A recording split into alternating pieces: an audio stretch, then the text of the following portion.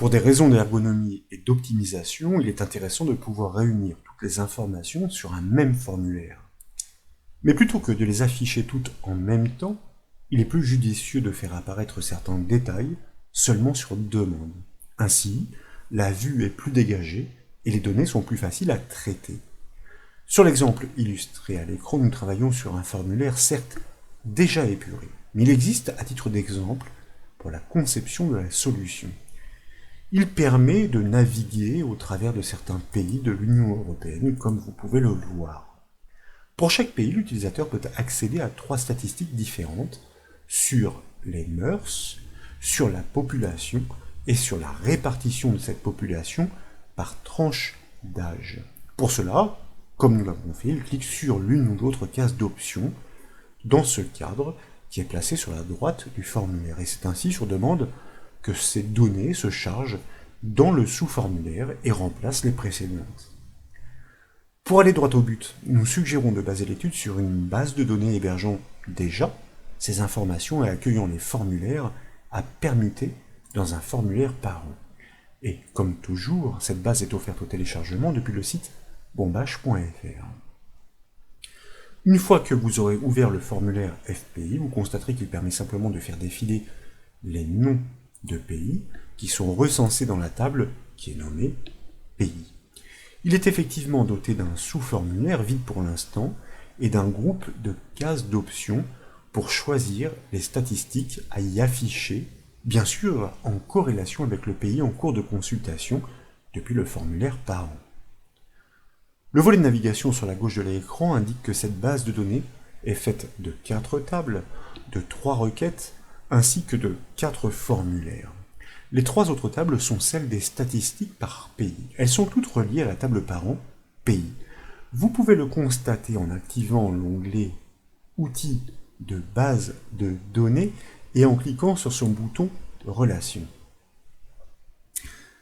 Nous pouvons donc maintenant fermer ce gestionnaire pour revenir sur la vue précédente et effectuer un autre constat en ce qui concerne les 3 requêtes qui sont des requêtes de correspondance. Nous allons ouvrir par exemple la requête fpop en mode création, de manière ici à élargir son premier champ et à consulter la syntaxe du critère qui est réalisé sur le champ de l'identifiant pour faire la corrélation avec le pays qui est en cours de consultation depuis le formulaire.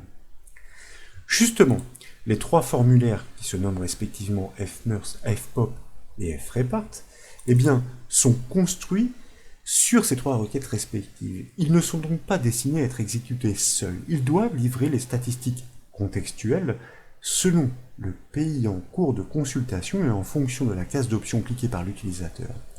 Ils doivent donc servir de source interchangeable pour le sous-formulaire. C'est donc au clic sur une case d'options qu'un code VBA doit adapter la source de données du sous-formulaire. Ce groupe de cases est nommé choix.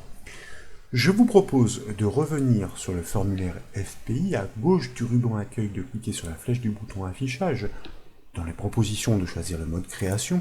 Sur le formulaire en conception, eh bien, nous allons cliquer, ma foi, sur le cadre du groupe d'options pour pouvoir, dans l'enchaînement, activer l'onglet événements de sa feuille de propriété, et ensuite nous allons cliquer sur le petit bouton associé à son événement au clic pour choisir dans la boîte de dialogue le générateur de code que nous validons par double clic ou encore par le bouton OK. De fait, nous basculons dans l'éditeur VBA Access entre les bornes de la procédure événementielle choix clic. Son code se déclenchera à chaque clic sur une case d'options hébergée par ce groupe. Dans les bornes de cette procédure, je vous propose de déclarer une variable, mot-clé dim que nous allons nommer i, et que nous allons typer comme un entier court, puisqu'il s'agit en fait de mémoriser le numéro de la case qui a été cochée. Il y en a 3, donc un entier court fera parfaitement l'affaire. Et effectivement, dans cette variable, nous allons enregistrer, comme nous l'avons annoncé, eh bien, la case cochée. Donc, ce groupe d'options est reconnu par le nom d'objet choix, propriété value, pour connaître celle qui a été effectivement cliquée par l'utilisateur. 3 cas sont donc possibles.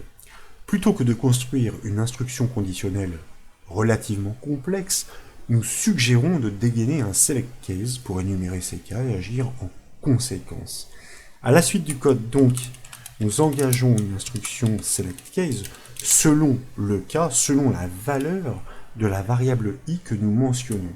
Il peut s'agir du premier clic, case 1 de la première case, ou de la deuxième, case 2, ou encore de la troisième, case 3, suite à quoi, maintenant que nous avons construit toutes les branches, n'oublions pas de borner cette instruction. Si la première case est cochée, c'est le formulaire fmers qui doit servir de source au sous-formulaire.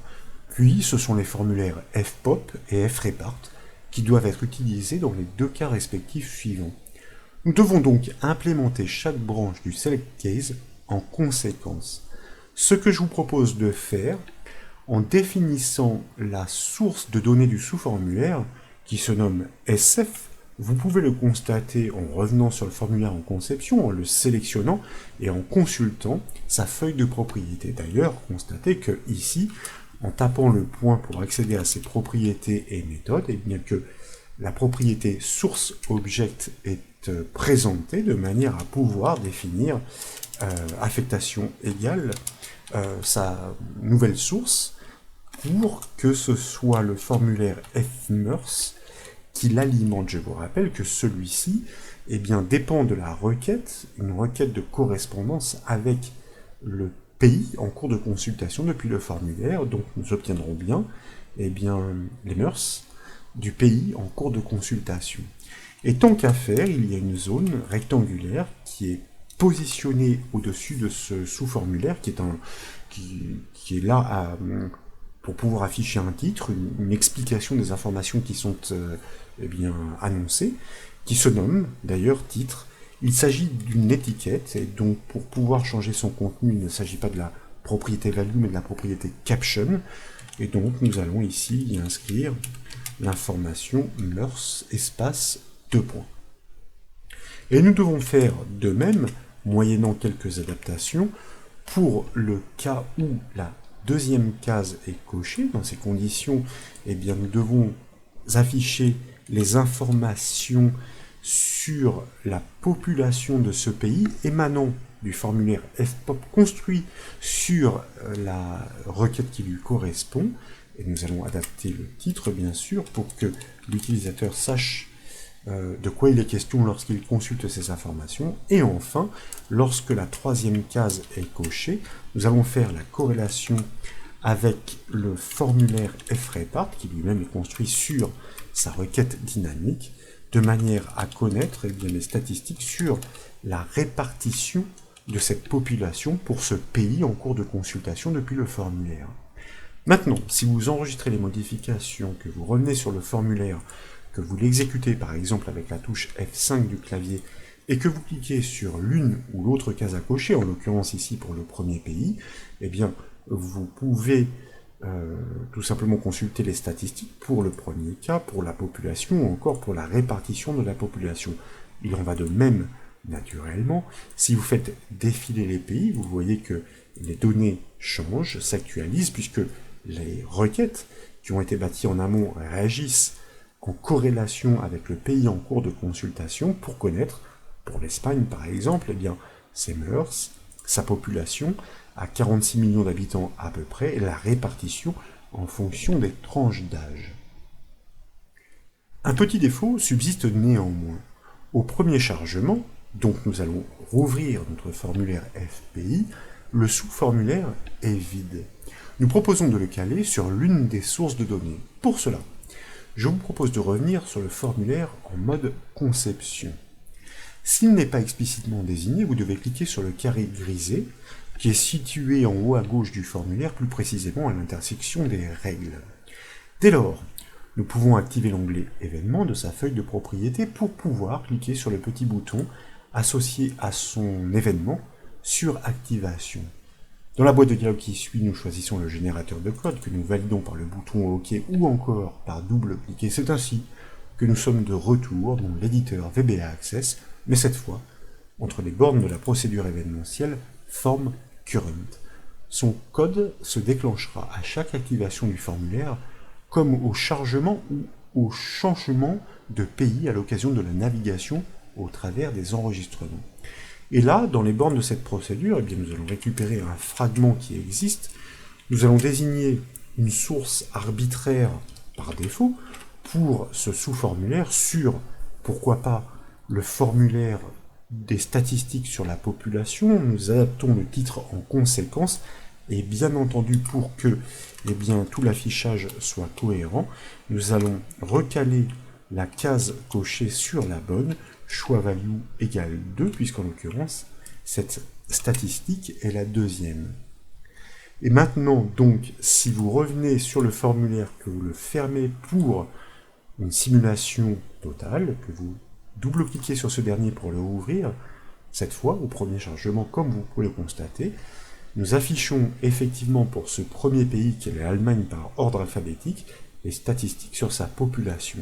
Et bien sûr, comme nous l'avons constaté précédemment, si vous faites défiler les pays, vous obtenez les données qui sont en corrélation, réactualisées, et bien entendu, à chaque fois que vous allez cliquer sur l'une des cases à cocher, vous allez permuter l'affichage des données sources de manière sur demande à activer les choix que vous souhaitez consulter pour ne pas engorger l'espace.